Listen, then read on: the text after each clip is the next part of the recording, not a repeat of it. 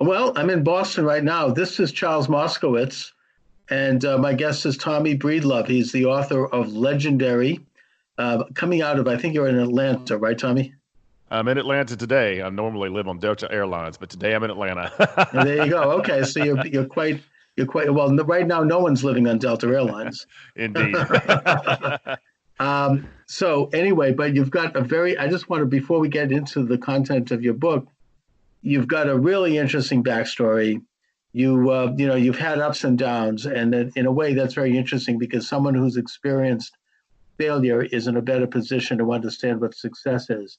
I think Mhm. it was Bill Gates who said that he always, when he'd hire executives, he would hire people who had gone bankrupt or who had had a major failure because unlike someone just out of college who got a business degree who didn't really know real life, there's somebody who's dealt with adversity and came out of it and knew how to deal with real life situations and what it took to, emotionally, mentally, spiritually, whatever, to fix themselves to the point where they can emerge and be better.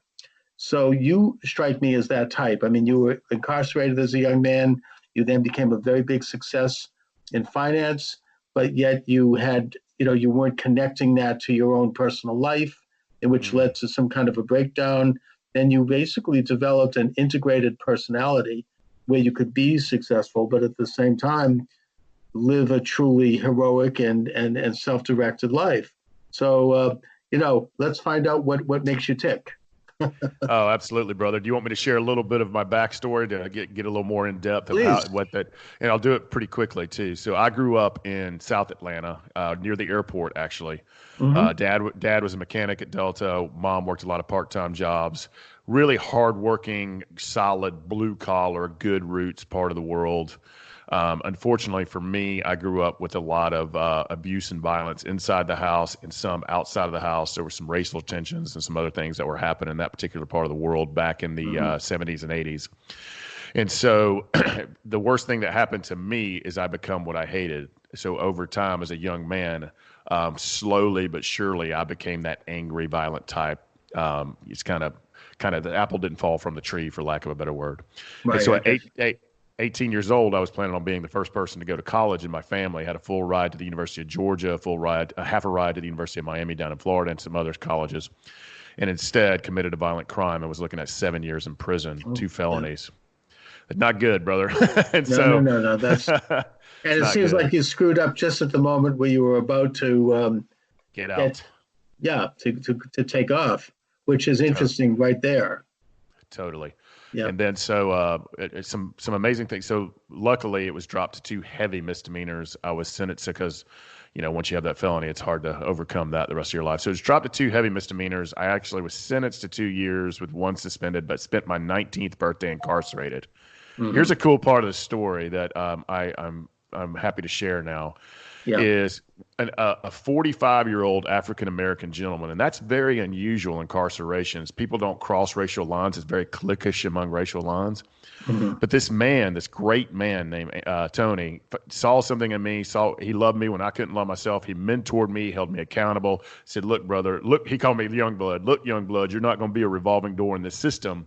And so, with his leadership, his mentorship, I dusted myself off afterward. I went to work at a nuclear waste container factory for $5.50 an hour, putting Hmm. myself through community college at night. Ended up, I'm sure you see UGG over my shoulder. Ended up at the University of Georgia.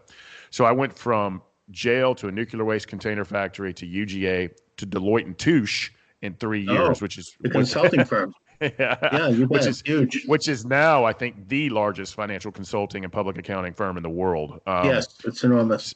So I did that in 3 years. So fast forward to 36 years old. I've left Deloitte. I've been recruited out of other firms. I was recruited and kept moving up the ladder through all these different firms. So I'm at one of the largest financial public accounting firms in the Southeast United States. I'm a principal, got all the stuff, fancy cufflinks, you name it, car, title, power, super Good. cool office, blah, blah, blah. And I couldn't figure out why I was so unhappy and so miserable. And when the money, the power, the next big deal, the next big paycheck, it didn't fill me up. I basically turned into the Wolf of Wall Street, and the darkness that happens in that Oh yeah, story. I've seen that. Sure. So that's And what I that turned and into. that's a true story. I mean, that's That's happening. And I lived it. And I lived it Yep. as well. And Sure. so I found myself probably doing some multi-million-dollar deal or financial audit 2 weeks before this, but then I found myself lying in a ditch in downtown Atlanta, staring up at the sky, half dressed, didn't know where my car was, thinking, how the hell did I get here? And I knew right then, I don't know if it was that little boy, I don't know if it was God or a combination of both. It says, you got to get up and you got to be better and you got to dust yourself off. And so, brother, I went through this massive emotional, physical, mental, and spiritual transformation. I didn't leave the world. I didn't leave the financial world, but I made me my full-time job, man. And so the most amazing things started happening over the next 3 years. My marriage, luckily, my wife, she's been a foundation in my life. She stayed with me through all of this.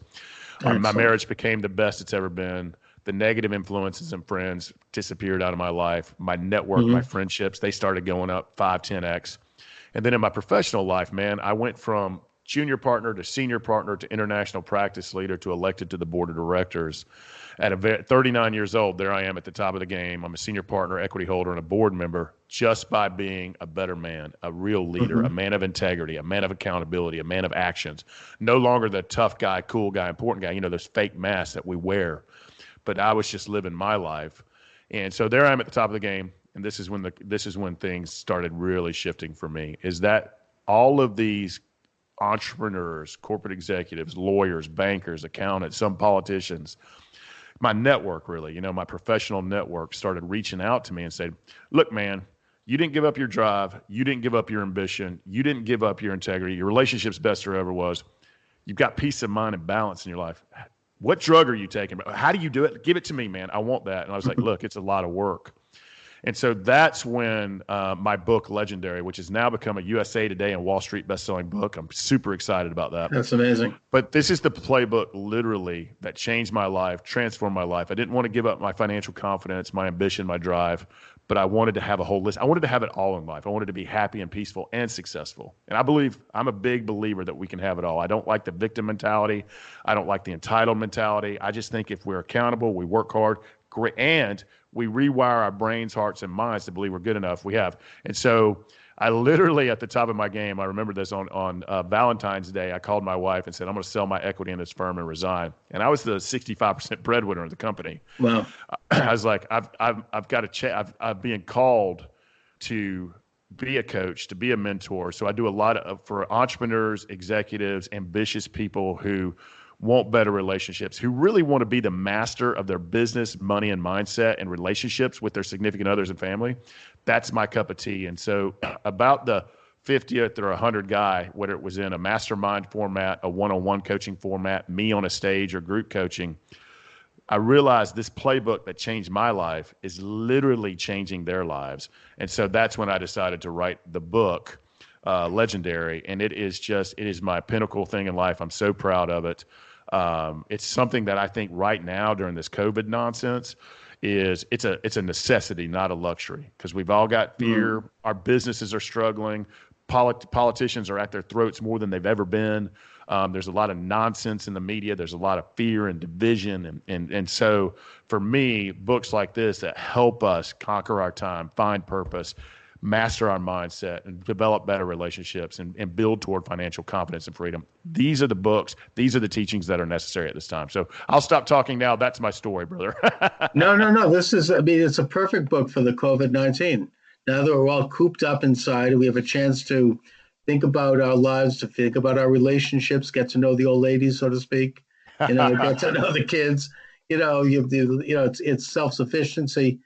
That this is a good addendum to that, and I think that it's quite admirable that you, as a very successful businessman who was at the top of the game, making huge amounts of money and being in the middle of these deals, was able to suddenly realize that part of your purpose in life and part of your joy was to also teach other people how to function in the world of success, and at the same time be, to mentor them. To me, that's like a spiritual thing. I mean, that's a calling. And the fact that you were able to separate yourself from the business, you made your money. You didn't have anything to prove, right? I mean, then you decided you wanted to give something back. This is like in a way like what some very wealthy people do, I don't know, Bill Gates. I don't know if he's a good example of that, but Warren Rockefeller Buffett. did it. Yeah, I mean, they're giving their money to various causes. They've stepped aside.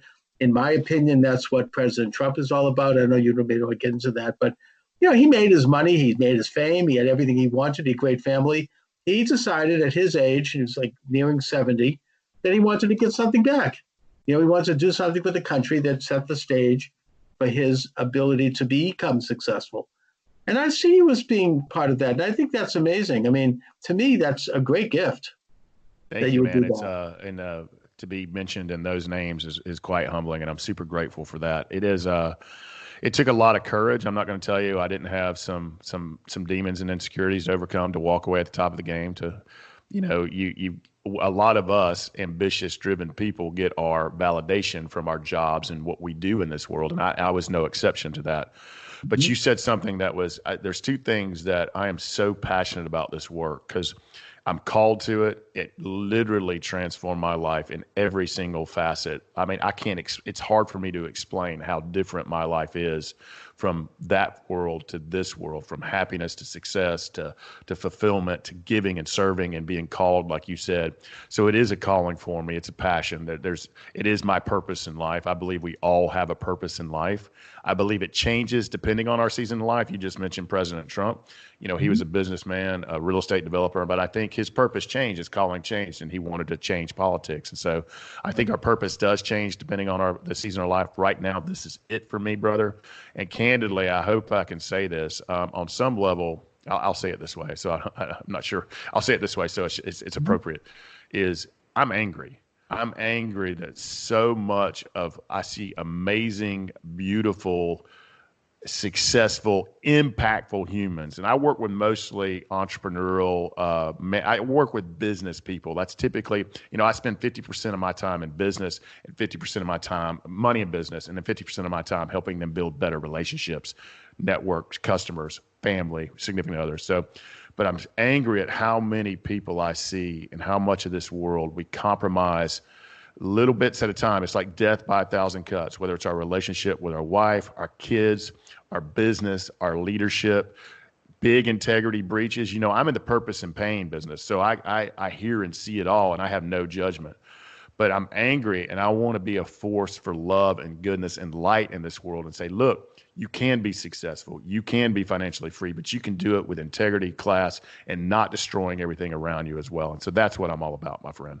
No, and yeah, I mean, this is a great lesson. And I think that regardless of how successful one is, a person might start to, as they get up in their field, because they're ambitious, because they want to make money, because they want to have name or whatever it is that they want, they do begin to make these little compromises as they go. And it becomes almost, one hand not knowing what the other hand is doing. It becomes almost subconscious.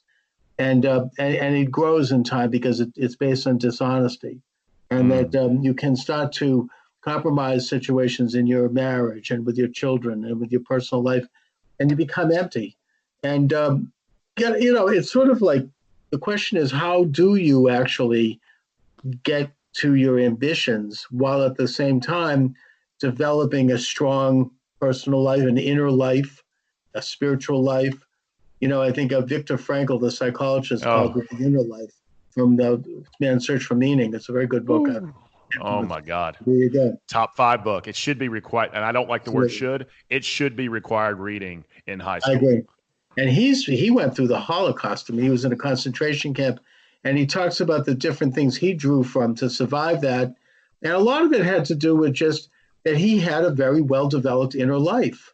He was a successful man outside of that before, but yet he had, and the people who didn't have that were the people who perished. It's sort of, they were more vulnerable. I mean, of course, anybody could perish in a second in that situation. Indeed.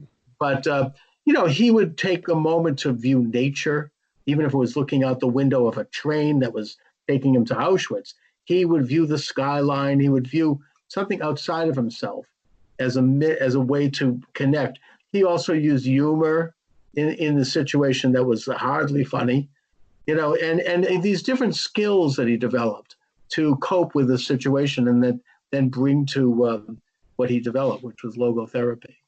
Man, I tell you what, and so it's interesting. I consider that one of the top 5 greatest books and possibly 5 greatest humans. I mean, if you literally look at just from the human level and the impact that man has had, just in my life alone. I have a huge section of him alone in my book, Legendary. And so what I took away from that, and I've read it probably 3 times, is, and I'm a firm believer in this, and Charles, I don't know what you think about this, is I think the only true power we have in our lives, and he was in the worst of the worst of the worst people. I can't even fathom what he went through. It's written in the book. Yes. Viktor Frankl's The Man's Search for Meaning. But what I took away from it, what I've applied in my teachings and to myself, is the only thing, even with this COVID-19 thing that we've got going, the only true power we have in life is our choices, our mindset, and our attitudes. Our choices, our mindset, and our attitudes. And in that book, and the Germans were horrible in that they turned the Jewish people on themselves. And so for a little bit more entitlement, maybe a little bit better food, hey, I want you to turn on your brethren. That's a choice. But so many people said, no, hell no, I'm not going to turn on my people. I'm going to stand here. I'm going to choose to die or to do this with integrity and not hurt my fellow people. And he's got all these examples of the power of choice, attitude, and mindset. And you're right. He was always looking for the light, the love, and the goodness, even in the most horrific situations. And so Viktor Frankl is, to me, the power of choice. And, we can influence, we can inspire, we can lead, we can speak, we can navigate. But the only true choice at the end of the day we have, even till our last breath, is even then, like if you're standing there looking at a guy holding a gun to your head, do you choose to die with integrity? And that's a fascinating thing if you read that book deeply. It's so good. No, well, one of the things I take away is that, you're in a situation where you've completely lost your freedom, 100%. Somebody could kill you in a minute. You have no control over your life. And so you have to work with them because you want to survive. But he would engage in these little minor acts of subversion and defiance, even if it was just only he knew about it, just because that's how he survived. That's what kept him going. It kept reminding him of who he was and that he was not part of this thing. Even if he had to cooperate with it, everybody did. And, when you have people who are controlling every aspect of your life, you have to work with them. But he would do little things that kept him separate. So to me, that's an interesting lesson. And obviously, once you reestablish your freedom, then you have that going for you. You can then really start to take actions that mean something to you, as you did with writing your book and leaving your business. Absolutely. Absolutely. And you asked an epic question before. I think when you said Man's Search for Meaning, I was like, oh, I could talk about that book for 6 days. It's so powerful. It's so powerful. Yeah. It needs to be required reading. I don't know.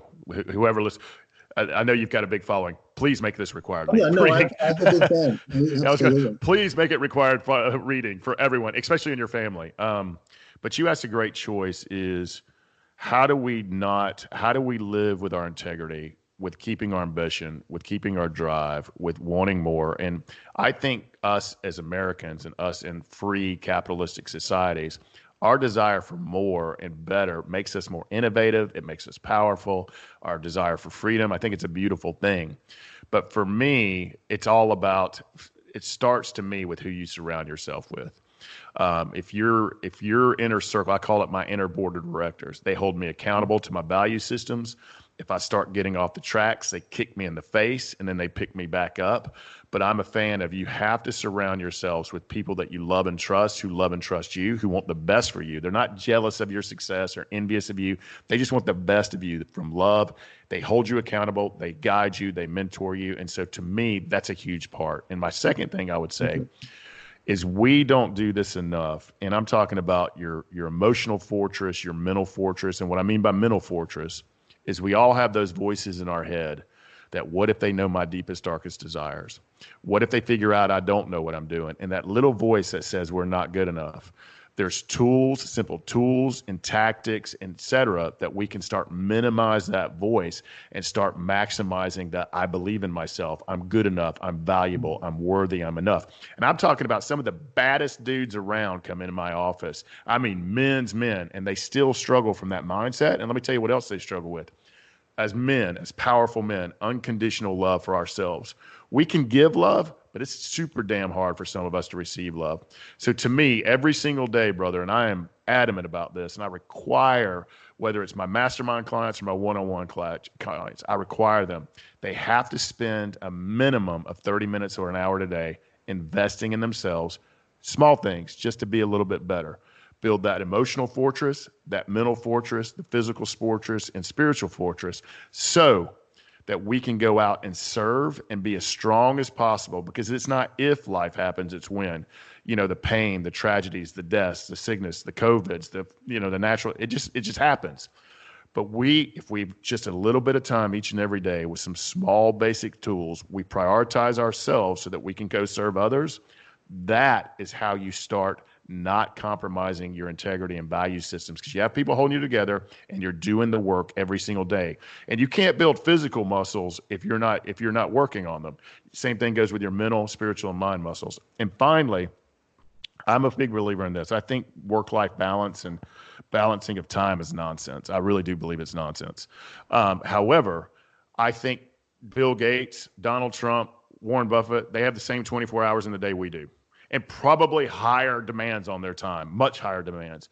However, we have to become the masters of our time and reconquer our time and prioritize and reprioritize depending on what's going on in our life. If our wife or kids need us, we got to prioritize there. If we want to build a world-class business or a world-class movement, or we run for politics, our time goes there. So we have to know that we are the masters of our time. And busy is code for I am not in control of my time, which is just not true. So just things to think about.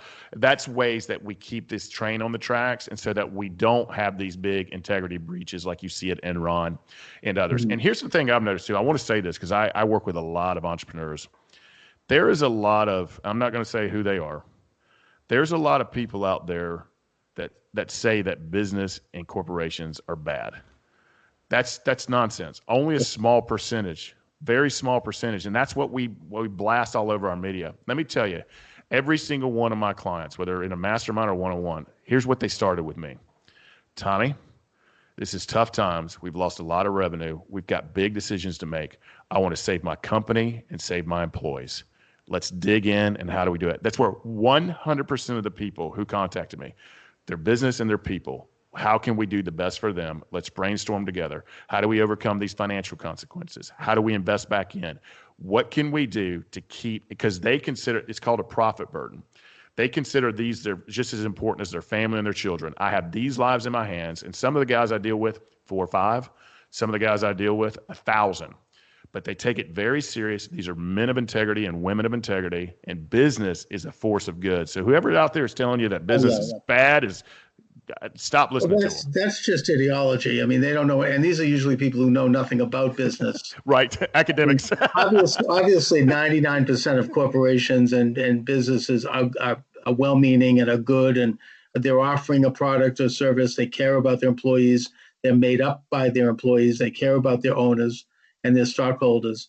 And that system is the best, most progressive system ever known to man.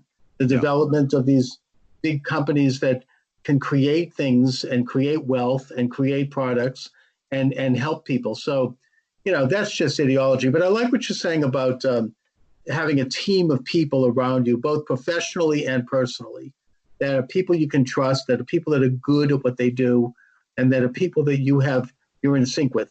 That's so basic to anyone that's successful, to have that, and it's, again, both in your professional and personal life. And also the business of feeling negative about yourself. Everybody kind of tends to go into that at different times, even if briefly during the course of a day, because of circumstances outside of yourself or something going on in yourself. And that, I find that if you stop yourself when you're in that mindset and say, just be aware that it's happening, you can get out of it. Because if you're going to start to be negative and you're going to start to be sad and go negative, then everything is not going to go well. It's something you can control. And I think that's a very valuable lesson there.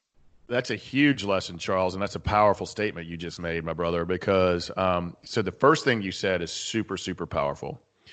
The first thing is awareness.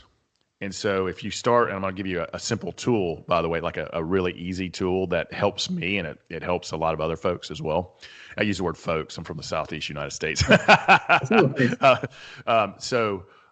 It's interesting. The first thing you said is awareness. So if you feel sad or angry or judgmental or fearful or worry, or that you lack a little control, and I think we all feel that right now. And remember, the only thing we control is our choices, mindsets. But the first key to all of this is becoming aware and saying, I don't like this. Enough is enough. And then I make a choice to start changing that feeling, which we can choose, like what you just said, we can choose to do that. And to me, the simplest way to do it really quickly, and no one has to know you're doing this because it's all happening in your brain, is you can, with your eyes open, you take a deep breath in and a deep breath out, and you immediately go to gratitude. I'm thankful for the air in my lungs, the beating of my heart, that I live in a free country, that there's a beautiful bush outside, my dog is to my right. I mean, there's a billion things. I can look around your office and pick out a million things to be thankful for. And, that fact that I have a shirt on. The moment, the awareness, what you said, Charles, is key. But the second piece, a little ninja trick, is go directly into gratitude and appreciation for what you do have. You cannot be scared, worried, or mad when you're in a state of gratitude, which is just parallel to love. And that's just a simple tip that I put in my life. Absolutely. All right. So my guest is Tommy Breedlove. The book is legendary.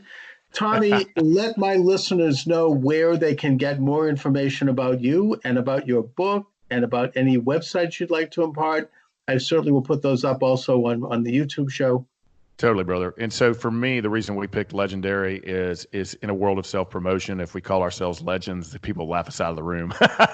So legendary is something we aspire to, and you can be a really amazing legend or a really terrible legend. And you don't have to be rich or famous. You've just got to leave this world a little bit better than we found it. And it covers everything in between. We're so thankful it's become a USA Today and Wall Street bestseller. It covers everything from discovering our purpose to financial confidence and freedom to reconquering our time to building that inner circle, that board of directors we talk about, and mastering our mindset. So it's a very powerful. What I'm doing right now, because this COVID crisis is so imperative, if you go to tommybreedlove.com/gifts, that's GIFTS, we're giving away the financial confidence and freedom chapters as well as the mastering your mindset chapter. So those are for you to have. And I'm also giving away my purpose formula in a one-page document that tells you my purpose, because again, I think we all have purpose, and I think this is a great time to find ours. It's that higher calling that we can do inside or outside of work that helps us feel more fulfilled. And so I also provide my purpose statement with a blank sheet and the formula for you to find your own. So you get 2 free chapters and my purpose. And so it's a really cool thing to have. And finally, I was talking about how I invest in myself every single day or how I live my life. There's also a one-page document of my legendary life plan. And so tommybreedlove.com/gifts. I'm all over social media. The book is everywhere, by the way. Barnes & Noble, Amazon, I would say airports and bookstores. It's there. You just can't get them. But Barnes & Noble, Amazon, all the big carriers have it. But on social media, I am constantly putting out content around financial confidence or mindset or love. It's just light. If you look on your social feed right now, there's probably a lot of darkness. If you follow me, there's a lot of light. And so at Tommy Breedlove on Instagram, Tommy Breedlove on Facebook, same thing on LinkedIn. And I'd love for you to visit this, me give you the free chapters. And I'm so super proud of this work. And Charles, this has been an epic conversation. I'm very grateful for you. As am I. Listen, I feel very inspired talking to you, Tommy. And I really appreciate what you're doing. And thank you, really. Thanks so much. Thank you, brother. All right. And have a great afternoon. Thank you. You too. Bye-bye. All right. Bye-bye.